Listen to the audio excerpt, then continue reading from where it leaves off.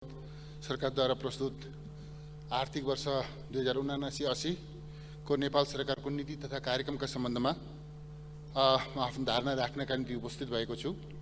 सभामुख महोदय, प्रस्तुत नीति तथा कार्यक्रमका सम्बन्धमा नेकपा एमालेका संसदीय दलका नेता माननीय केपी शर्मा ओलीज्यूले व्यक्त गर्नुभएका विचारहरूलाई दृढतापूर्वक समर्थन गर्दै आफ्नो विचार अघि प्रस्तुत गर्ने अनुमति चाहन्छु। समृद्ध नेपाल, सुखी नेपालीको राष्ट्रिय आकांक्षा साकार तुल्याउन राष्ट्रिय एकता, तीव्र गतिको विकास तथा नेपाल नेपालीको हित र कल्याणका लागि सम्पूर्ण सामर्थ्यका साथ क्रियाशील नेकपा एमालेका अध्यक्ष माननीय केपी शर्मा ओलीको नेतृत्वको सरकारलाई अनेक षड्यन्त्रद्वारा अपदस्थ गरेर यो गठबन्धन सरकार बनेको हो। यस गठबन्धनले राष्ट्रिय जीवनका समग्र पक्षमा युगान्तकारी परिवर्तन गर्नका लागि प्रारम्भ गरिएका विकास प्रयासहरू र नेपालले आर्जन गरेको अन्तर्राष्ट्रिय सम्मानमा भयानक क्षति पुर्याएको छ। गठबन्धनको षड्यन्त्रले गर्दा फेरि एकपटक मुलुक र जनतामाथि गम्भीर धोका भएको छ। सम्मानित सदन समक्ष प्रस्तुत गरिएको नीति तथा कार्यक्रममा पनि धोका र षड्यन्त्रका प्रतिबिम्बहरू देखिन्छन्। यो नीति तथा कार्यक्रम गठबन्धन सरकार जस्तै दिशाहीन, उद्देश्यहीन, गन्तव्यहीन छ। इतिहासकै सबभन्दा कमजोर, मुलुकको समस्या नचिनेको, समाधान दिन नसक्ने, खोक्रो र सारहीन छ। यसबाट सम्मानित सदनको समय बर्बाद गर्ने बाहेक अन्य कुनै उपलब्धि हुन सक्दैन। सभामुख महोदय, सङ्कटोन्मुख अर्थतन्त्र मुलुकको यति बेलाको सबैभन्दा ठुलो समस्या हो, चुनौती हो। तर यो नीति तथा कार्यक्रम मुलुकको आर्थिक सङ्कटका प्रति बेखबर छ। मुलुकमा विद्यमान आर्थिक सङ्कट समाधान गर्ने तत्परता र इच्छा शक्तिका साथ नीति तथा कार्यक्रम प्रस्तुत हुनुपर्ने थियो। तर सरकार सङ्कटोन्मुख अर्थतन्त्रका बारेमा चालै नपाएको जस्तो गरेर अर्थतन्त्र सामान्य अवस्थामा रहेको जस्तो गरेर प्रस्तुत भएको छ। यो सरकारसँग मुलुकको अर्थतन्त्रलाई कुशलतापूर्वक नेतृत्व गर्ने र सफलतापूर्वक सञ्चालन गर्ने अपेक्षा गर्न सकिँदैन थियो भन्ने कुरा सरकारको गैर जिम्मेवार प्रस्तुति र अर्थतन्त्रमाथिको खेलवाडबाट पुष्टि हुन्छ। छिमेकी र अन्य मित्र राष्ट्रहरू तथा अन्तर्राष्ट्रिय समुदायसँग नेपालको हित अनुकूल आर्थिक सम्बन्ध विस्तार गर्न सरकारसँग कुनै नीति तथा कार्यक्रम छैन। अर्थतन्त्रलाई आत्मनिर्भर र प्रतिस्पर्धी कसरी बनाउने, आर्थिक वृद्धि दर कसरी उच्च बनाउने कुनै योजना छैन। यसले आर्थिक वृद्धिका स्रोतहरू र मुख्य क्षेत्रहरूलाई पहिचान गर्न सकेको छैन। रियल सेक्टरमा उत्पादन र उत्पादकत्व कसरी बढाउने, प्रतिस्पर्धी कसरी बनाउने, दिगो कसरी बनाउने नीति तथा कार्यक्रमले प्रस्ताव गर्न सकेको छैन। औद्योगिक क्षेत्रका समस्या, अवसर र कार्यान्वयनका रणनीतिहरू पहिचान नै गर्न सकेको छैन भने समाधानका कार्ययोजना ल्याउन सक्ने कुरै भएन। मेक इन नेपाल र मेड इन नेपाललाई गोलमटोल गरेर प्रस्तुत गरिएको छ। सरकारले यी अवधारणाहरू बुझ्नै सकेको छैन। इनपुट स्वदेशमै हुनुपर्ने, इनपुट आयात गर्नुपर्ने, स्वदेशी उत्पादन आन्तरिक उपभोगका लागि वा निर्यात प्रयोजनका लागि केमा कति भ्यालु एड गरेर गर्ने हाम्रो प्राथमिकता के हो? यसमा सरकार अल्मलिएको छ। सरकारले निजी क्षेत्रलाई हतोत्साहित बनाएको छ, त्रासमा राखेको छ, लगानी निरुत्साहित भएको छ। निजी क्षेत्रलाई आर्थिक वृद्धि र विकासका लागि उत्साहित बनाउन कुनै कार्यक्रम प्रस्ताव गर्न सकेको छैन। सभामुख महोदय, सरकारसँग डेभलपमेन्ट डेलिभरी, विकास व्यवस्थापनको कुनै कार्यक्रम नै छैन। कुन विकास आयोजनालाई प्राथमिकता दिने, कसरी सम्पन्न गर्ने सरकार कार्ययोजना विहीन छ। आश्चर्यको विषय त के छ भने विकासका लागि फिस्कल पोलिसी र मोनिटरी पोलिसी एक अर्काका सहयोगीका रूपमा अगाडि बढाउनु पर्ने, एक अर्कालाई सफल बनाउन सहयोगी हुनुपर्नेमा यी दुई नीतिका बीचमा कुनै तालमेल छैन। बरु उल्टी पारस्परिक द्वन्द्व सृजना गरिएको छ। अर्थ मन्त्रालय, नेपाल राष्ट्र ब्याङ्क र राष्ट्रिय योजना आयोगका बीचमा कुनै समन्वय र समझदारी देखिँदैन। यिनीहरू बीचको आपसी द्वन्द्व सार्वजनिक भइरहेको छ। सरकार नियामक निकायहरूको स्वायत्ततामाथि धावा बोल्दै आएको छ। सङ्कटोन्मुख अर्थतन्त्रलाई लयमा फर्काउन केन्द्रित हुनुको साटो गभर्नर फेर्ने जस्तो पूर्वाग्रही धन्दामा फँसेको छ। आग्रहवश अनुभवहीन व्यक्तिहरू जिम्मेवार निकायमा नियुक्ति भएका छन्। यस्तो पजनी इतिहासमा कहिले भएका छन्। अर्थ मन्त्रालय अनुभवी र विज्ञ कर्मचारीहरूलाई पूर्वाग्रहपूर्वक खेदिरहेको छ। यस्तो पजनी इतिहासमा कहिल्यै भएको थिएन। अर्थ मन्त्रालय लगायत अर्थतन्त्रका नियामक निकायहरूको संस्थागत क्षमता कमजोर तुल्याएर सरकार आफैले सङ्कट निम्त्याइरहेको छ। ब्यालेन्स अफ पेमेन्ट डरलाग्दो रूपमा नेगेटिभ भएको छ। तर सरकारसँग बाह्य क्षेत्रलाई अनुकूल बनाउने कुनै कार्यक्रम छैन। एफडिआई प्रत्यक्ष आकर्षित गर्ने र बाह्य स्रोतको परिचालन बढाउने कुनै तत्परता र कसरत छैन।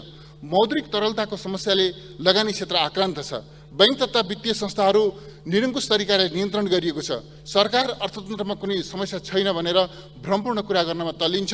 हाम्रो अर्थतन्त्र कति सङ्कटापन्न अवस्थामा छ भन्ने कुरा आम नेपालीलाई सोध्दा थाहा हुन्छ।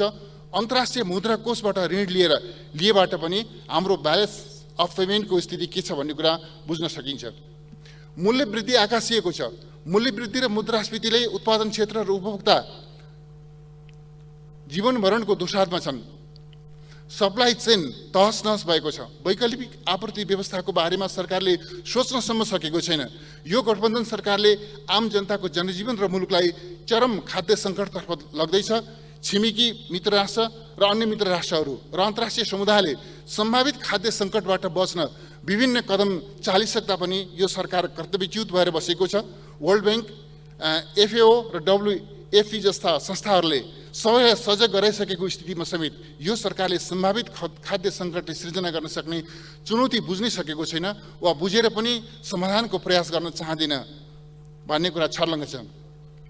अघिल्लो सरकारले कोभिड महामारी लगायतका समस्याका बावजुद यस गठबन्धन सरकारलाई तुलनात्मक रूपमा सबल र सुदृढ अर्थतन्त्र हस्तान्तरण गरेको थियो। उपयुक्त नीति र रणनीति अवलम्बन गरेर समष्टिगत आर्थिक स्थायित्व कायम गरेको थियो। त्यति बेला सबै आर्थिक परिसूचकहरू सकारात्मक थिए, तर गठबन्धन सरकारले मुलुकलाई आर्थिक दृष्टिकोणले सङ्कटोन्मुख अवस्थामा ल्याइ पुर्याएको छ। मुलुक कुनै पनि बेला खस्न सक्ने गरी आर्थिक सङ्कटको डिलमा पुगेको छ। सभामुख महोदय, यति बेला समस्त आर्थिक परिसूचकहरू नकारात्मक छन्। बजेट घाटा चुलिएको छ। 9 महिनामै 13 खर्ब पुगेको छ। लगभग बजेटकै आकारमा पुग्न सक्ने खतरा देखिएको छ। विदेशी विनिमय सञ्चित जोखिमको स्तरमा छ। लगभग 6 महिनाको आय धान्न सक्ने अवस्थामा यो खसिसकेको छ। चालु खाता घाटा कुल ग्राहस्थ उत्पादनको 10% भन्दा माथि पुगेको छ।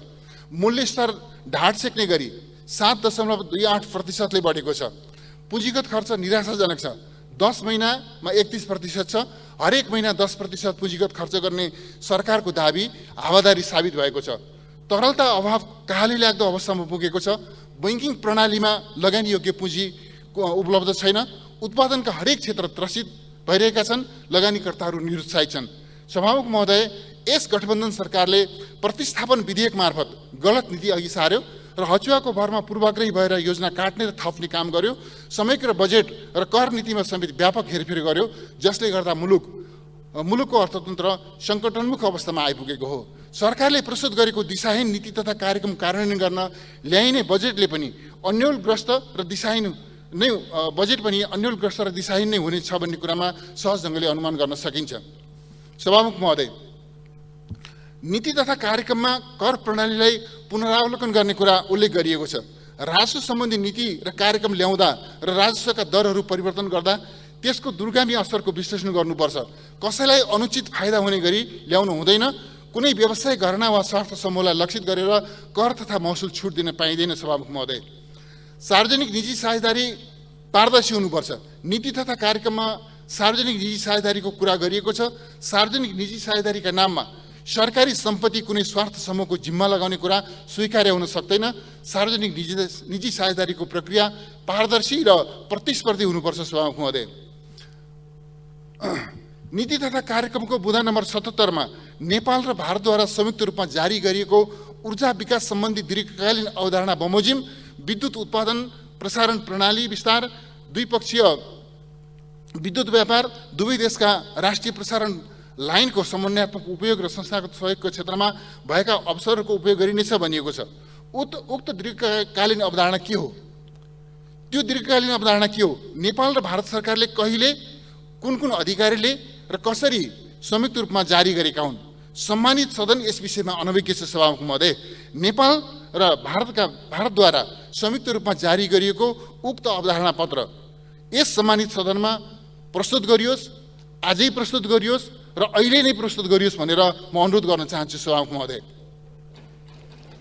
विकास आयोजनाहरूमा चाहिँ यो नीति कार्यक्रम पूर्वाग्रही छ भन्ने कुरो छर्लङ्ग छ। नीति तथा कार्यक्रममा एकातिर हावादारी प्रस्ताव प्रस्तुत गरिएको छ। एउटा प्रदेशमा 2वटा मेडिकल कलेज स्थापना गर्ने हावादारी कुरा गरिएको छ। सुरु गरिएका अगाडि बढाएका मेडिकल कलेजहरूलाई हरेक प्रदेशमा एउटा मेडिकल कलेज स्थापना गर्ने पूर्ववर्ती सरकारले अगाडि बढाएका कार्यक्रमहरूलाई च्यात्त छोडेर हरेक प्रदेशमा 2टा मेडिकल कलेज को चाहिँ हावादारी कुरा गरिएको छ। तर अर्कोतर्फ राज्यले लगानी गरेका प्रक्रियामा निकै अगाडि बढेका आयोजनाहरूलाई व्यवस्था गरिएको छ। नेकपा एमाले नेतृत्वको सरकारले समृद्ध नेपाल सुखी नेपालीको राष्ट्रिय आकांक्षालाई सफल पार्न सुरु गरेका विकास आयोजनाहरूलाई यो सरकारले पुरै व्यवस्था गरेको छ, अलपत्र छाडेको छ।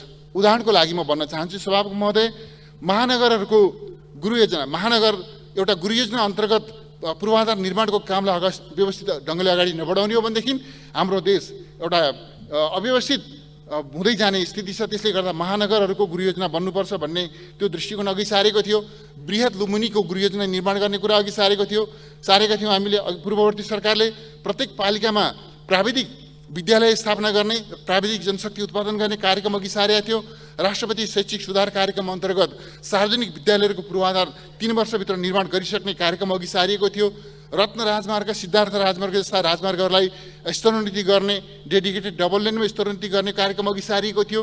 कालीगण्डकी तिनौँ डाइभर्सन जसका निम्ति राज्यले निकै ठुलो लगानी समेत गरिसकेको छ, यी यस्ता आयोजनाहरूलाई अगाडि सार्ने कार्यक्रम थियो। प्रत्येक पालिकामा 15 वा 25 सयका अस्पतालहरू निर्माण गर्ने कार्यक्रम अघि सारिएको थियो। हाई अल्टिच्युड स्पोर्ट्स कम्प्लेक्सहरू निर्माण गर्ने र नेपालमा स्पोर्ट्स टुरिज्मलाई पनि प्रमोसन गर्ने कुरा थियो। गौतम बुद्ध अन्तर्राष्ट्रिय विमानस्थलको दोस्रो चरणको काम अगाडि बढाउने कुरा थियो। सभामुख महोदय, यी कुनै पनि चिजहरू छैनन्। त्यति मात्र होइन, हामीले सिग्नेचर ब्रिजको नयाँ कन्सेप्टलाई पनि अघि सारेका थियौँ। यी सबै चिजहरू पूर्ववर्ती सरकारले अघि सारेका, देशको समग्र विकासका निम्ति दीर्घकालीन र दूरगामी महत्त्वका यस्ता आयोजनाहरूलाई च्यात्त छोडेर नयाँ नयाँ चिजहरू गर्न अघि सारेको छ। सभामुख महोदय, यसले चाहिँ सरकार निरन्तरतामा चल्छ भन्ने कुरालाई मात्रै व्यवस्था गरेको छैन, राज्यको रिसोर्सलाई ठिक ढङ्गले सदुपयोग गर्नका निम्ति पनि यो सरकार तत्पर छैन भन्ने कुराको सङ्केत यसले गर्छ। सभामुख महोदय, बजेटको स्रोतको अनुमान यथार्थपूर्वक हुनुपर्छ भन्ने म ठान्दछु। यो नीति तथा कार्यक्रमले बेरोजगारी, गरिबी निवारण, समाज कल्याण र समाजमा व्याप्त विपन्नता तथा असमानता जस्ता ज्वलन्त समस्यालाई सम्बोधन गर्न सकेको छैन। यो देशलाई थप र गम्भीर सङ्कटतर्फ लैजान र विकास तथा जनसेवाका कार्यहरू अवरुद्ध गर्नका लागि मात्र सहयोगी हुने कुरा निश्चित छ। यसले स्रोतको यथार्थपरक अनुमानमा आधारित भएर बजेट निर्माण गर्नका लागि समेत मार्गदर्शन गर्न सक्दैन भन्ने मेरो ठहर छ। सभामुख महोदय, अर्थतन्त्र सङ्कट उन्मुख हुँदै गएको वर्तमान समयमा बुढी गण्डकी जस्ता आयोजनाहरू नेपाल सरकारले आफ्नै स्रोतबाट निर्माण गर्ने हावादारी कुरा गरिएको छ। यसले बजेट पनि त्यस्तै हावादारी मनोगत हुने कुरा र बजेट खास गरी स्रोतको सीमाभित्र नरहने र स्रोतको दायरा बाहिर जाने जोखिम निम्त्याएको छ। सभामुख महोदय, यो सरकार, म भन्न चाहन्छु, यो सरकार चुनावी सरकार हो। हामी मङ्सिरभित्र चुनाव सम्पन्न गरिसक्न संवैधानिक रूपमा हाम्रो चाहिँ अभिभारा छ। त्यसले गर्दा यो सरकारले दीर्घकालीन रूपमा आर्थिक दायित्व थप्ने प्रकृतिका र भोलि आउने सरकारलाई बोझ थप्ने प्रकृतिका कार्यक्रमहरू यसले ल्याउन सक्दैन, ल्याउन मिल्दैन। त्यसो गर्न यसलाई अनुमति छैन भन्ने कुरा पनि म स्पष्टसँग राख्न चाहन्छु। र जनमतलाई दिग्भ्रमित गर्ने गरिकन पपुलिस्ट प्रकृतिका कार्यक्रमहरू ल्याउने समेत पनि यसलाई अनुमति छैन भन्ने कुरा म राख्न चाहन्छु। सम्मानित सभामुख महोदय, खास गरिकन अहिले केही मिडियाहरूमा बजेट कस्तो बन्दैछ भन्ने विषयमा बजेटका छनकहरू आइरहेका छन्। बजेटको गोपनीयताको प्रश्न त आफ्नो ठाउँमा छँदैछ। सभामुख महोदय, बजेटमा के कस्ता विषयहरू समावेश गरिँदैछन् भन्ने विषयहरूलाई सार्वजनिक चर्चाको विषय बनाएर जुन ढङ्गले चाहिँ गर्न खोजिरहेको छ, त्यसका लक्षणहरू, त्यसका छनकहरू देखिएका छन्। खास गरिकन पपुलिस्ट कार्यक्रमहरू लिएर आउने र राष्ट्रले धान्न नसक्ने त्यस प्रकृतिका कार्यक्रमहरू अघि सार्ने सरकारको तयारी छ भन्ने देखिन्छ। म फेरि दोहोऱ्याएर भन्न चाहन्छु सभामुख महोदय, यो सरकारलाई दीर्घकालीन महत्त्वका कार्यक्रमहरू, योजनाहरू अघि सार्ने अनुमति छैन र यसले खास गरिकन नयाँ निर्वाचित सरकारलाई बोझ, सरकारको चाहिँ लाई दायित्व थपिने प्रकृतिका कार्यक्रमहरू गर्न सक्दैन। यो आफ्नो सीमालाई, सरकारका सामनेमा जुन सीमा छ, संवैधानिक रूपमा कानुनी रूपमा जुन सीमा छ, त्यो सीमालाई बुझेर यो चुनावी सरकार हो भन्ने कुरामा एक्का राखेर बजेट आउनुपर्छ भन्ने कुरा म भन्न चाहन्छु। र नीति कार्यक्रमले जुन खालको लक्षण देखाइरहेको छ सभामुख महोदय, यो नीति कार्यक्रमको लक्षण चाहिँ राम्रो छैन। यो नीति कार्यक्रमको आलोकमा, यसको मार्गदर्शनमा, यसको निर्देशनमा यदि बजेट आउने हो भनेदेखि यो बजेट मुलुकका लागि आजका समस्या चिनेको र समाधानको दृष्टिकोण दिएको होइन, मुलुकका लागि बोझ हुने प्रकृतिको बजेट आउनेवाला छ भन्ने कुरा सहज ढङ्गले अनुमान गर्न सकिन्छ। सभामुख महोदय, म दुईटा विषयमा अलिकति जोड दिएर भन्न चाहन्छु। एउटा के छ भनेदेखि कालीगण्डकी 3औं डाइभर्सन आयोजना, कालीगण्डकी 3औं डाइभर्सन आयोजना राज्यले लामो समयदेखि करिब 1 दशक अगाडिदेखि लगानी गरेको आयोजना हो। त्यसको चाहिँ प्रारम्भिक अध्ययन सकिएको छ, त्यसको डिपिआर पनि अन्तिम चरणमा आइपुगेको छ, राज्यले निकै ठुलो लगानी गरिसकेको छ। सभामुख महोदय, म सोध्न चाहन्छु यो सरकारलाई, कालीगण्डकी 3औं डाइभर्सन आयोजनाबाट यो सरकार पछि हटेको हो?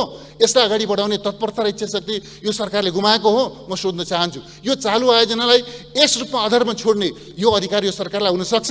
म एउटा यो प्रश्न गर्न चाहन्छु। म भन्न चाहन्छु यो गल्ती कालीगण्डकी 3औं डाइभर्सनबाट पछि हट्ने गल्ती यो सरकारले नगरोस्। त्यस्तै गरी म भन्न चाहन्छु सभामुख महोदय, खास गरिकन गौतम बुद्ध अन्तर्राष्ट्रिय विमानस्थल, यो सुरुमा हामीले यसलाई यो चाहिँ रिजनल इन्टरनेसनल एयरपोर्टको रूपमा परिकल्पना गरेका थियौँ र समयक्रममा हामीले त्यसलाई फुल फ्लेजेड इन्टरनेसनल एयरपोर्ट बनाउने हिसाबले करिब 25 अर्बभन्दा ज्यादा राज्यले लगानी गरेर करिब 500 बिघा जमिन अधिग्रहण गरेर हामीले त्यसलाई फुल फ्लेजेड इन्टरनेसनल एयरपोर्टमा स्तरोन्नति गर्ने हिसाबले हामीले प्रक्रियालाई अगाडि बढायौँ। र अहिले के छ भन्दाखेरि त्यो सेकेन्ड फेजको कामको लागि खास गरी प्यारलल रनवे र मोडर्न आधुनिक टर्मिनल बिल्डिङ लगायतका पूर्वाधार निर्माण गरेर त्यसलाई फुल फ्लेजेड इन्टरनेसनल एयरपोर्टमा स्तरोन्नति गर्नका लागि सारा प्रक्रियाहरू अगाडि बढेका छन्। डिपिआर निर्माण भएर सकिएको छ। स्रोतको प्रबन्ध एसियाली विकास ब्याङ्क 7 अर्ब लगानी गर्न तयार छ। नेपाल सरकारले, म आफू अर्थमन्त्री रहेको बेलामा मैले त्यो चाहिँ काउन्टर पार्ट फन्ड 7 अर्बको स्वीकृत गरेको छु र यसरी त्यो चाहिँ स्रोतको व्यवस्था भइसकेको छ। तर यो सरकार त्यो आयोजना खास गरी गौतम बुद्ध इन्टरनेसनल एयरपोर्टको सेकेन्ड फेजको कार्यक्रम कार्यान्वयन गर्नुको सट्टा त्यसबाट पछि हट्ने गल्ती गर्दैछ। म खबरदारी गर्न चाहन्छु सरकारलाई, यो गौतम बुद्ध अन्तर्राष्ट्रिय विमानस्थलबाट पछि हट्ने गल्ती यो सरकारले नगरोस्। यो कुनै यसमा दलीय आग्रह राख्नुपर्ने विषय छैन, यो सिङ्गो राष्ट्रका लागि आवश्यक आयोजना हो भन्ने कुरा पनि म दोहोऱ्याएर भन्न चाहन्छु। सम्मानीय सभामुख महोदय, समय प्रदान गर्नुभएकोमा यहाँलाई धेरै धेरै धन्यवाद छ। धन्यवाद।